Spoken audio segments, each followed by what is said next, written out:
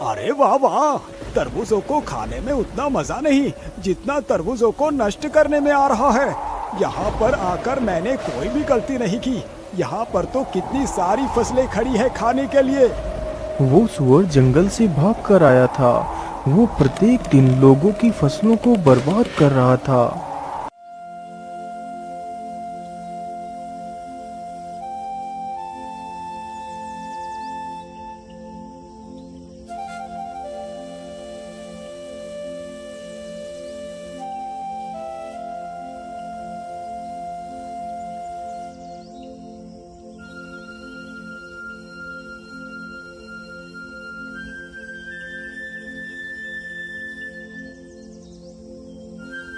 हे भगवान, ये क्या हो गया? मेरे खेत के तो सारे तरबूज उस दुष्ट सुअर ने बर्बाद कर दिए।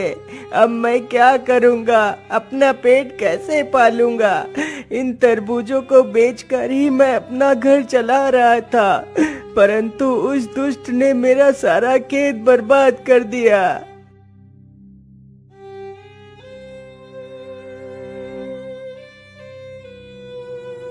अरे मुन्ना भाया, क्या हुआ? आप रो क्यों रहे हो? अरे मंगलू भाई, सब कुछ तो तुम्हारी आंखों के सामने ही है। उस दुष्ट सुअर ने मेरा सारा खेत बर्बाद कर दिया। मुन्ना किसान की यह बात सुनकर मंगलू थोड़ा सा सहम जाता है। हे भगवान, यदि वो दुष्ट सुअर यहाँ तक आ गया तो कहीं उसने मेरे खेत को भी तो नहीं बर्बाद कर दिया। चलो जल्दी से मैं अपने खेत पर चलकर देखता हूँ। इतना सोचकर मंगलू अपने खेतों की तरफ जाता है तो देखता है उसकी सारी फसल एकदम ठीक है। हे भगवान, तेरा लाख लाख शुक्र है जो मेरा फसल सुरक्षित है। लेकिन इसमें इतना ज्यादा खुशी होने की जरूरत नहीं। यदि कल ही वो सुअर यहाँ आकर मेरा भी खेत नष्ट कर दे तो मैं क्या करूँगा? अरे नहीं नहीं, मैं ऐसा करता हूँ, मैं आज से ही अपनी खेत की रखवाली करता हूँ। मैं आज रात यहीं पर रुकूंगा।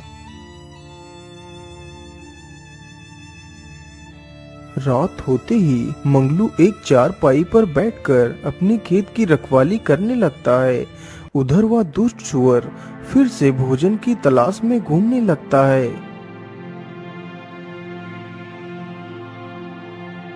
इधर तो खाना दिखाई नहीं दे रहा। मैं ऐसा करता हूँ, उधर को ही चलता हूँ जहाँ कल ढेर सारे तरबूज खाए थे। इतना सोचकर सुअर उधर को ही चल देता है जिधर मुन्ना का खेत था। रास्ते में ही मंगलू का भी खेत पड़ता था जिसमें मंगलू ने खरबूजे बो रखे थे। अरे वाह, इधर से कितनी अच्छी खुशबू आ रही है। चलो इधर को ही चलता हूँ। वैसे भी कल तो मैंने तरबूज खाई ही थी, आज कोई नई चीज का स्वाद लेता हूँ। इतना सोचकर सुअर मंगलू के खेत की तरफ बढ़ता है। सामने से सुअर को आता देख मंगलू के पसीने छूट जाते हैं। अरे बाप रे बाप, इतना बड़ा सुअर! इसके दांत तो कितने पैने लग रहे हैं। ये तो कितना खतरनाक है। अरे हट हट, भाग जा, भाग दुष्ट सुअर, नहीं तो मैं तुझे मार डालूंगा। इतना बोलकर मंगलू डंडा लेकर सुअर की तरफ बढ़ता है, लेकिन सुअर मंगलू से बिल्कुल भी नहीं डरा। वहां से भागना तो दूर, सुअर और उल्टा मंगलू पर हमला करने के लिए आगे बढ़ता है और मंगलू को पूरे खेत में दौड़ाने लगता है। अरे अरे मूर्ख सुअर, तू यहाँ क्या कर रहा है? मेरे ही खरबूजे खाकर मुझ पर ही हमला कर रहा है। मुझे लगता है ये सुअर पागल हो गया है। अरे भागो!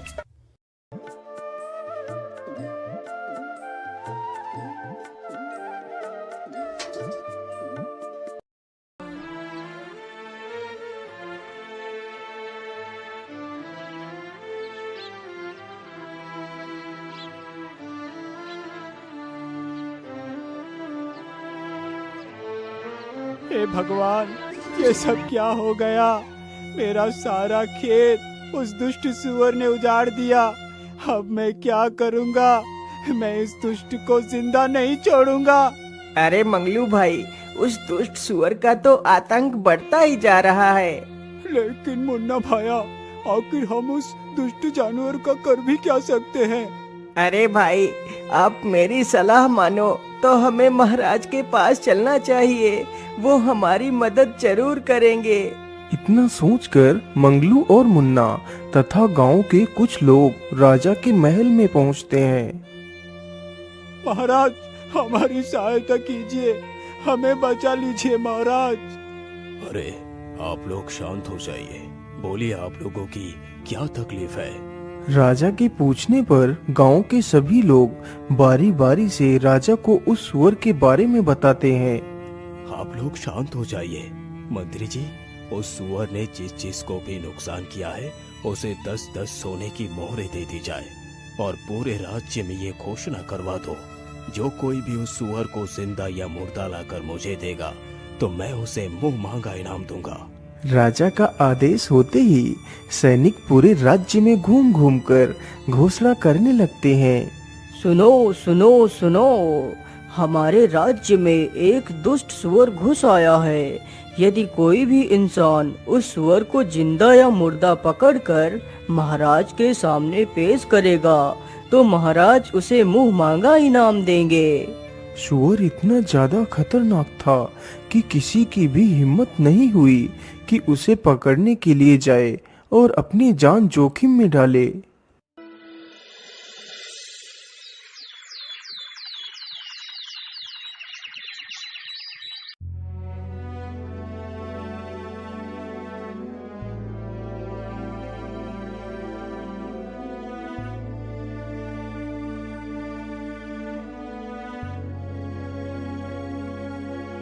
अरे मंत्री जी, क्या आपने राज्य में मेरी घोषणा नहीं सुनाई? अभी तक कोई भी व्यक्ति उस सुअर को पकड़ने के लिए क्यों नहीं आया? महाराज, मुझे क्षमा कीजिए, लेकिन मैंने पूरे राज्य में यह घोषणा करवाई थी। महाराज, मुझे लगता है वह सुअर बहुत खतरनाक है, इसलिए कोई भी व्यक्ति जानबूझकर अपनी जान को जोखिम में नहीं डालना चाहता। परंतु मंत्री जी, यदि ऐसा ही रहा तो वो सुअर हमारे पूरे राज्य का विनाश कर देगा। महाराज, उस सुअर को पकड़ना या फिर मारना किसी आम आदमी के बस की बात नहीं है। मंत्री जी, मुझे लगता है मुझे अपनी शर्त को बदलना होगा। इसीलिए मंत्री जी, तुम जाओ और पूरे राज्य में ये घोषणा कर दो, यदि कोई भी मुझे उस सुअर को जिंदा या मुर्दा पकड़ कर देगा तो मैं उसे अपना आधा राज्य तथा अपनी राजकुमारी की विवाह भी उसी वीर के साथ करवा दूंगा। सुनो सुनो सुनो, राजा ने अपनी शर्त बदल दी है। अब यदि कोई इंसान उस सुअर को जिंदा या मुर्दा लाकर राजा को देगा तो राजा उसे अपना आधा राज्य दे देगा तथा अपनी पुत्री का विवाह उसी के साथ कर देगा। सैनिक पूरे राज्य में यह घोषणा करते हैं। उन सैनिकों की बात दो भाई चुपचाप खड़े होकर सुन रहे थे। बड़े भाई का नाम राकेश तथा छोटे भाई का नाम भोला था। राकेश बड़े ही कुटिल स्वभाव का था, जबकि भोला तो मानो भोला ही था। वह दोनों बहुत ही गरीब थे। अरे भोला, क्या तुमने भी वही सुना जो मैंने सुना है? हाँ भैया, आपने एकदम ठीक ही सुना है। अब तो मैं ही उस सुअर को मार कर लाऊंगा और राजकुमारी से विवाह कर बन जाऊंगा इस राज्य का राजा। इसीलिए मैं तो चला महाराज के पास। इतना कहकर राकेश वहां से चला जाता है और भोला भी अपने घर की तरफ चला जाता है।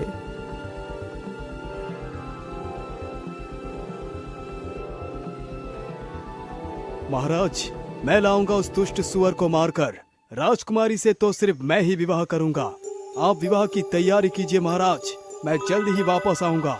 इतना बोलकर राकेश जंगलों की तरफ चला जाता है। उधर उसका छोटा भाई भोला अपने बीमार पिता को सारी बात बताता है। पिताजी, इसके अलावा हमारे पास और कोई दूसरा रास्ता नहीं। ऐसे तिल तिल मरने से अच्छा है कि कोई वीरता भरा कार्य करता हुआ मर जाऊं। पुत्र, तुम ऐसा क्यों बोल रहे हो? तुम अपने आप को ही क्यों कोसते रहते हो? पिताजी, और मैं क्या करूं? एक बेटा होने का मैं कोई भी फर्ज नहीं निभा पा रहा।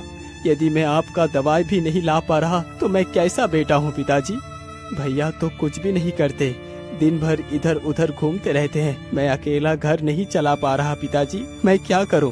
पुत्र, तुम दुखी मत हो, भगवान पर भरोसा रखो, सब कुछ ठीक हो जाएगा। पिताजी, यदि सचमुच भगवान सब कुछ ठीक कर देंगे तो मैं भगवान के सहारे ही उस दुष्ट सुअर को पकड़ने के लिए जाऊंगा। यदि ईश्वर ने चाहा तो मैं जरूर अपने मकसद में कामयाब होऊंगा। ठीक है बेटा, यदि तुम्हारी यही इच्छा है तो तुम जा सकते हो। जाओ पुत्र, ईश्वर तुम्हारी सहायता अवश्य करेगा। ठीक है पिताजी, अब मैं चलता हूँ। इतना बोलकर भोला महल की तरफ चल पड़ता है और जल्दी ही महल में पहुंच जाता है। महाराज, मुझे आपकी शर्त मंजूर है। मैं लाऊंगा उस सुअर को। मुझे जाने की आज्ञा दी जाए महाराज।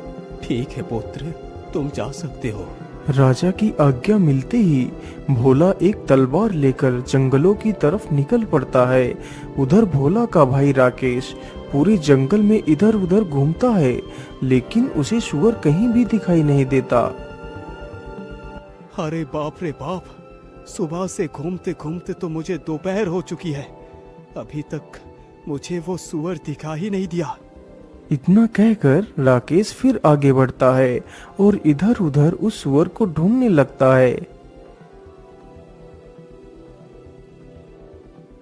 अरे राम राम राम, इतनी कड़कती धूप में मुझसे चला नहीं जा रहा। भाड़ में जाए वो सुअर, अब तो मैं इससे आगे और नहीं चल सकता। मैं ऐसा करता हूँ, इसी पेड़ के नीचे लेटकर थोड़ा सा आराम कर लेता हूँ। इतना कहकर राकेश उसी पेड़ के नीचे लेटकर सो जाता है। उधर भोला बेचारा कड़कती धूप में ही उस सुअर को ढूंढता है। अरे रुक जाओ बेटा, मेरी बात सुनो। भोला जैसे ही पीछे मुड़कर देखता है तो उसके सामने एक बूढ़ा बौना आदमी खड़ा होता है, जिसके हाथ में एक तलवार होती है। बोलिए बाबा, आप मुझसे क्या कहना चाहते हैं? अरे बेटा, तुम तो कितने कठोर हो। इस कड़कती धूप में भी पैदल चलकर उस सुअर को ढूंढ रहे हो। वाकई तुम तो कितने परिश्रमी हो, इसलिए मैं तुम्हें कुछ देना चाहता हूँ पुत्र। बोलिए बाबा, आप मुझे क्या देना चाहते हैं? बेटा, तुम मेरी इस तलवार को ले लो।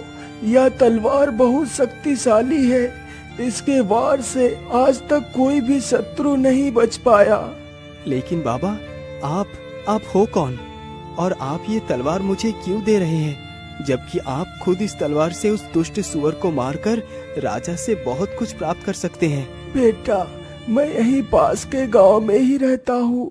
जब मुझे पता चला कि तुम उस सुअर को मारने के लिए जा रहे हो, तो मैंने सोचा कि क्यों ना मैं इस तलवार को तुम्हें दे दूं, क्योंकि बेटा अब तो मैं बूढ़ा हो चुका हूँ और मैंने अपनी सारी जिंदगी जी ली है, लेकिन अभी तुम्हारी तो सारी जिंदगी पड़ी है जीने के लिए। इसलिए बेटा, मुझसे ज्यादा तुम्हें इस तलवार की जरूरत है, इसलिए तुम इस तलवार को रख लो। ठीक है बाबा, लाइए, मुझे अपनी तलवार दे दीजिए। अच्छा बाबा, अब मैं चलता हूँ। इतना कहकर भोला हाथ में तलवार लेकर जंगल में आगे बढ़ता है। भोला चलते चलते एक गुफा के पास पहुंचता है। अरे ये क्या, यहाँ पर तो किसी जानवर के पैर के निशान हैं। कहीं ये निशान उस सुअर के तो नहीं है? हाँ, जरूर ये निशान उस सुअर के ही है। चलो, मैं इस गुफा के भीतर चलकर देखता हूँ। इतना कहकर भोला गुफा के भीतर घुस जाता है। ये गुफा तो कितनी डरावनी है। आखिर वो सुअर कहाँ पर हो सकता है? अरे इधर से तो किसी की आवाज आ रही है, कहीं इस ओर ही तो वो सुअर नहीं है? इतना कहकर भोला उसी ओर चल पड़ता है जिस ओर से वह आवाज आ रही थी। कुछ दूर चलते ही भोला देखता है कि वह जंगली सुअर कुछ तरबूज और फलों को खा रहा है। अरे दुष्ट सुअर, तू गांव वालों को तकलीफ देकर आराम से यहाँ पर मस्ती कर रहा है। मैं तुझे जिंदा नहीं छोड़ूंगा। इतना कहकर भोला सुअर की तरफ बढ़ता है।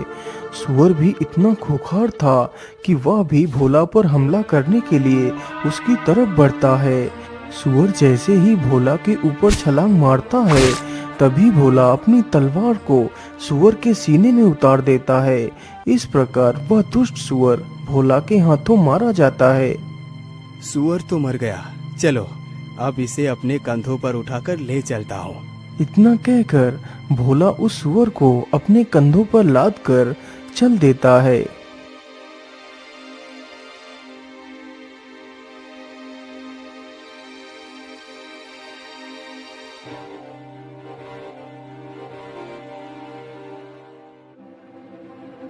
भोला चलते चलते वहीं से गुजरता है जहां पर उसका बड़ा भाई एक पेड़ के नीचे लेटकर सो रहा था। अरे बड़े भैया तो यहाँ पर सोए हुए हैं, चलो मैं उन्हें जगाकर अपने साथ ले चलता हूँ। कहीं किसी जंगली जानवर ने इन्हें यहाँ पर देख लिया तो उन्हें नुकसान भी पहुँचा सकते हैं। अरे भैया उठिए और देखिए, मैं उस सुअर को मार कर ले आया हूँ। भोला के इतना बोलते ही राकेश की आंखें खुल जाती हैं। भोला के कंधों पर उस सुअर की लाश को देखकर राकेश की तो आंखें फटी की फटी रह जाती हैं। अरे भोला, तुमने अकेले ही इस सुअर को मार दिया। तुम तो कितने वीर हो। भैया ये सारा कमाल इस तलवार का है। लेकिन भोला, सारा कमाल इस तलवार का है, वो कैसे? मैं कुछ समझा नहीं। फिर भोला सारी कहानी अपने बड़े भाई को सुनाता है। ओ अच्छा, तो कमाल इस तलवार का है। मुझे कुछ भी करके इस सुअर को हथियाना होगा। यदि ये सुअर को लेकर राजा के पास पहुंच गया तो राजा का आधा राज्य तथा राजकुमारी इसकी हो जाएगी। अरे नहीं नहीं, मेरे जीते जी मैं ये कभी नहीं होने दूंगा। क्या हुआ भैया, आप कहाँ खो गए? अरे नहीं नहीं नहीं भाई, मैं ये सोच रहा था कि तुम इस सुअर का शिकार करके काफी ज्यादा थक गए होंगे। तुम ऐसा करो, इसी पेड़ के नीचे लेटकर थोड़ा सा आराम करो। मैं अभी तुम्हारे लिए कुछ फल लेकर आता हूँ। तुम थोड़ा सा कुछ खा लो, फिर हम घर चलेंगे। ठीक है भैया, जैसी आपकी इच्छा, मैं यहीं पर रुक जाता हूँ। इतना सुनकर राकेश जल्दी ही वहां से चला जाता है।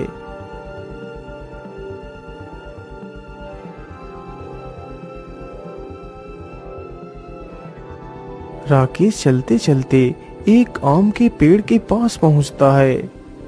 अरे वाह, इसमें तो कितने सारे आम लगे हुए हैं। चलो इसी में से कुछ आम तोड़ लेता हूँ। राकेश तुरंत ही एक पत्थर उठाता है और पेड़ पर फेंकता है तो कुछ आम टूटकर नीचे गिर जाते हैं।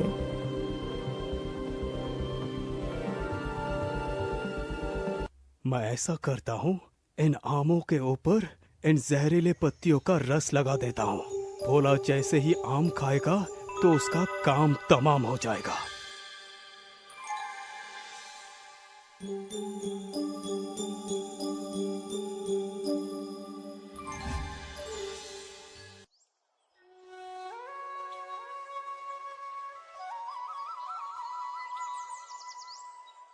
अरे भोला, उठो उठो, देखो मैं तुम्हारे लिए फल तोड़ कर ले आया हूँ। इतना सुनते ही भोला आंखें खोलकर देखता है तो उसके सामने कई सारे आम के फल रखे हुए होते हैं। तो भोला उसमें से एक आम का फल उठा लेता है। भैया आप भी खाइए ना, आप चुपचाप क्यों बैठे हैं? अरे नहीं नहीं भाई, मैं ये फल नहीं खा सकता। ये फल तो मैं सिर्फ तुम्हारे लिए लाया हूँ। मैं तो पेड़ के पास बैठकर ढेर सारे फल खाकर आया हूँ। अब तो मेरे पेट में बिल्कुल भी जगह नहीं बची है कि मैं कुछ और खाऊं। अच्छा ठीक है भैया, मैं कुछ फल खा लेता हूँ और कुछ फल पिताजी के लिए भी ले चलता हूँ। भोला तुरंत ही आम के फलों को खाने लगता है। भोला ने अभी मुश्किल से एक ही आम का फल खा पाया था। अरे भैया, ये कैसा आम था? इसे खाकर तो मुझे चक्कर से आने लगे हैं। इतना कहकर बेचारा भोला जमीन पर गिर जाता है। अरे वाह वाह, भोला तो गया काम से। अब तो मैं बनूंगा राजा। चलो मैं ऐसा करता हूँ, इसकी लाश को कहीं दूर झाड़ियों में दफना देता हूँ।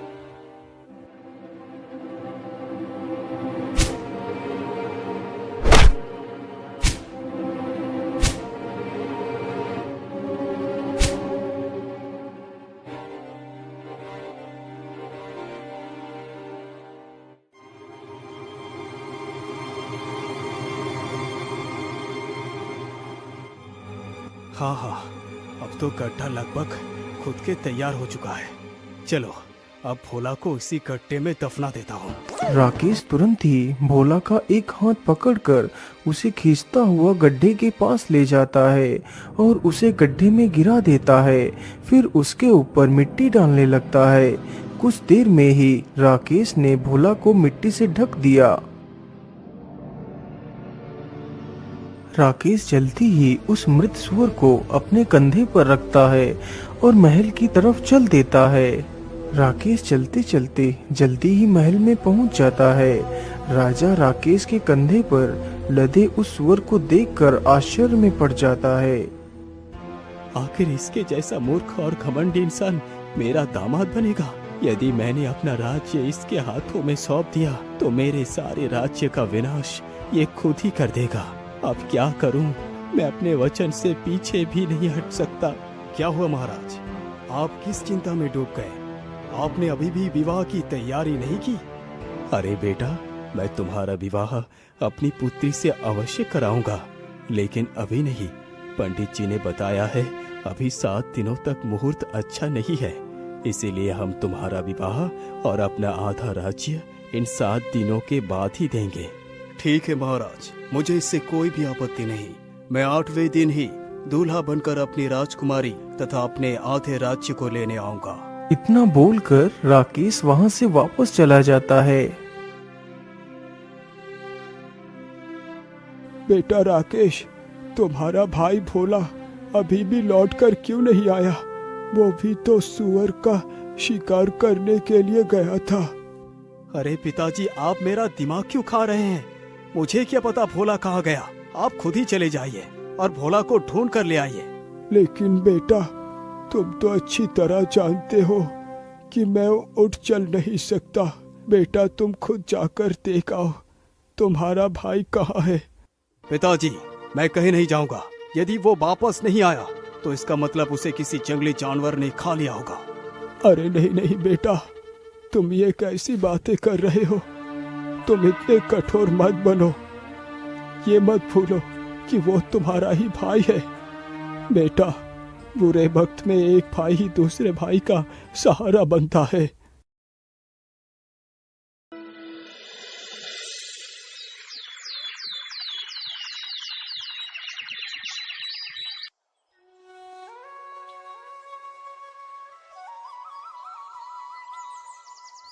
महाराज, 7 दिन तो गुजर गए। आज तो शुभ मुहूर्त है। आप जल्दी से मेरा विवाह राजकुमारी से कर मुझे अपनी आधा संपत्ति दे दीजिए। हे भगवान, क्या मेरी पुत्री का भाग्य इसी दुष्ट के भाग्य से जोड़ दिया है? यदि ऐसी बात है प्रभु, तो मैं खुशी खुशी अपनी पुत्री का विवाह इसी के साथ करने के लिए तैयार हूँ। ठीक है, जरा बैठो। मैं अपने पूरे राज्य में अपनी बेटी के विवाह की घोषणा करवा दूं। मंत्री जी, जाइए और राजकुमारी के विवाह की घोषणा करवा दीजिए और कह दीजिए कि सभी लोग जल्दी से जल्दी राजकुमारी के विवाह में शामिल हो। सुनो सुनो सुनो, राजा की पुत्री का आज विवाह है, इसलिए सभी लोग राजा के महल में जल्दी से जल्दी पहुंच जाइए।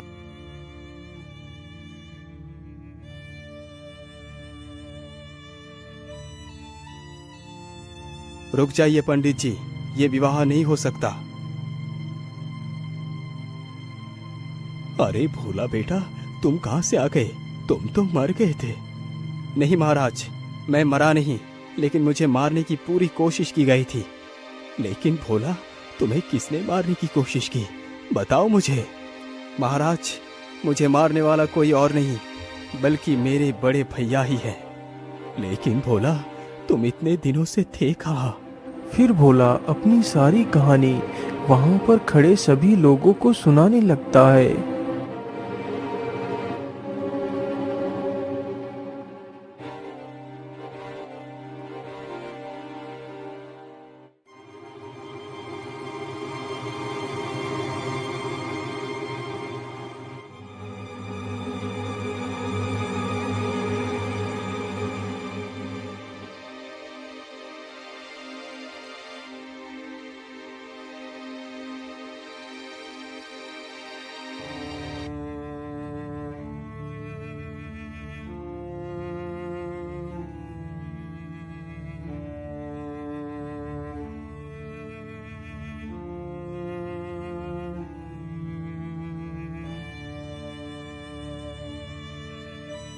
अरे मेरी एक बकरी कहाँ चली गई? अभी तो मेरी दोनों बकरियां यहाँ पर घास खा रही थी, लेकिन अचानक से कहाँ चली गई? तभी चरवाहे की नजर अपनी बकरी के ऊपर पड़ती है, जो बकरी उसी स्थान पर घास खा रही थी जहाँ कुछ देर पहले राकेश ने अपने भाई भोला को दफनाया था। अरे मेरी बकरी तो वहाँ पर है, चलो उसे वहाँ से इधर को ले आता हूँ। इतना कहकर चरवाहा अपनी बकरी को हाँकने के लिए जाता है तो देखता है कि वहाँ पर ताजी मिट्टी खुदी हुई पड़ी है। उसी मिट्टी के भीतर से एक हाथ बाहर निकला हुआ है। राकेश ने जल्दबाजी में अपने भाई को दफनाया था तो उसका एक हाथ मिट्टी के बाहर ही रह गया था। यह देखकर तो चरवाहा काफी डर जाता है। अरे राम राम राम, ये हाथ किसका है? चरवाहा जल्दी से उस हाथ को पकड़कर देखता है। अरे ये इंसान तो जिंदा है, इसकी तो सांसें चल रही है। चलो मैं जल्दी से इसे बाहर निकाल लेता हूँ। चरवाहा बिना देर किए हुए जल्दी जल्दी से मिट्टी को हटाने लगता है और भोला को बाहर निकाल लेता है।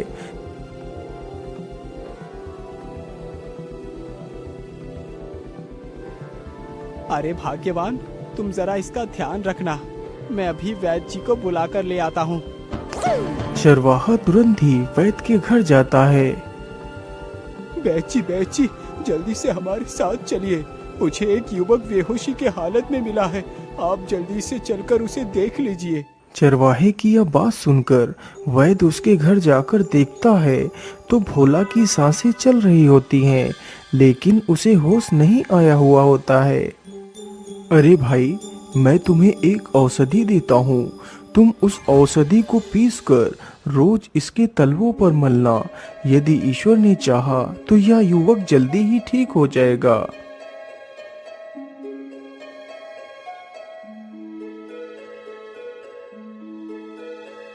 वह चरवाहा प्रत्येक दिन उस औषधि को भोला के तलवों पर मलता रहता है, शायद इसी उम्मीद में कि भोला को होश आ जाए। इसी प्रकार धीरे धीरे 7 दिन गुजर जाते हैं।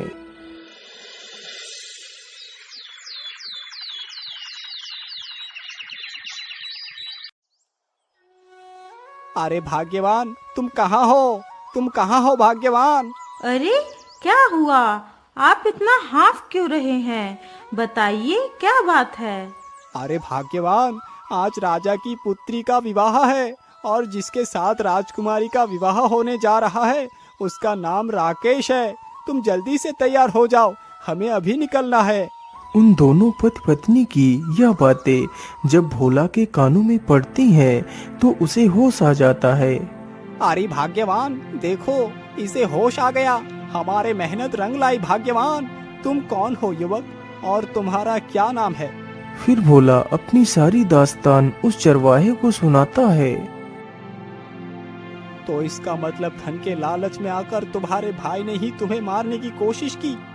अरे भाग्यवान, तुम सुनती हो, आज तक मैं यही कहता रहा कि काश मेरा भी कोई भाई होता, लेकिन भाग्यवान, क्या भाई ऐसे होते हैं जो जरा से पैसे के लालच में अपने ही भाई का गला घोट देते हैं? यदि भाई ऐसे होते हैं तो ठीक है भाग्यवान कि मेरा कोई भाई नहीं है, मैं तो बिना भाई के ही ठीक हूँ। शांत हो जाओ पुत्र, तुम्हारे दुष्ट भाई को इसकी सजा जरूर मिलेगी और राजकुमारी के साथ तुम्हारा ही विवाह होगा और तुम ही बनोगे इस राज्य के राजा। सिपाही, इस दुष्ट को लेकर जाओ और फांसी पर चढ़ा दो। भैया, मुझे माफ कर दो, मैं धन के लालच में आकर ये भूल चुका था कि तुम मेरे ही भाई हो। मैंने तुम्हें मारने के लिए कोई कसर नहीं छोड़ी।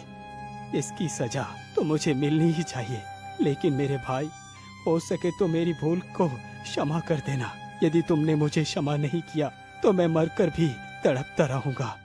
चलो सैनिकों, मैं आपके साथ चलने के लिए तैयार हूँ। रुक जाओ सैनिकों, छोड़ दो मेरे भाई को। अरे बेटा, तुम ये क्या कर रहे हो? तुम अपने कातिल पर रहम दिखा रहे हो। महाराज, मुझे क्षमा कर दीजिए। मैं मानता हूँ कि मेरे भाई ने जो भी किया है वो बहुत गलत था, लेकिन उसने अपनी गलती को स्वीकार लिया है। महाराज, जो गलती उसने की वो गलती मैं नहीं कर सकता। अपने आंखों के सामने ही अपने भाई को मरता हुआ भला कौन देख पाएगा। यदि मेरे साथ मेरे भाई ही नहीं रहा तो ये राज्य पाठ धन संपत्ति किस काम की। इसीलिए महाराज, मैं आपसे विनती करता हूँ कि आप मेरे भाई को क्षमा कर दीजिए, उसे बख्श दीजिए महाराज। भोला, तुम महान हो भोला। तुम मेरे आधे राज्य नहीं बल्कि तुम्हें पूरे संसार का राजा बना दिया जाए तो वो भी गलत नहीं होगा। तुम एक राजा बनने के योग्य हो, इसीलिए तुम्हें आज से ही अपने राज्य का राजा घोषित करता हूँ। फिर बड़े धूमधाम से भोला का विवाह राजकुमारी के साथ कर दिया जाता है और भोला को ही उस राज्य का राजा बना दिया जाता है।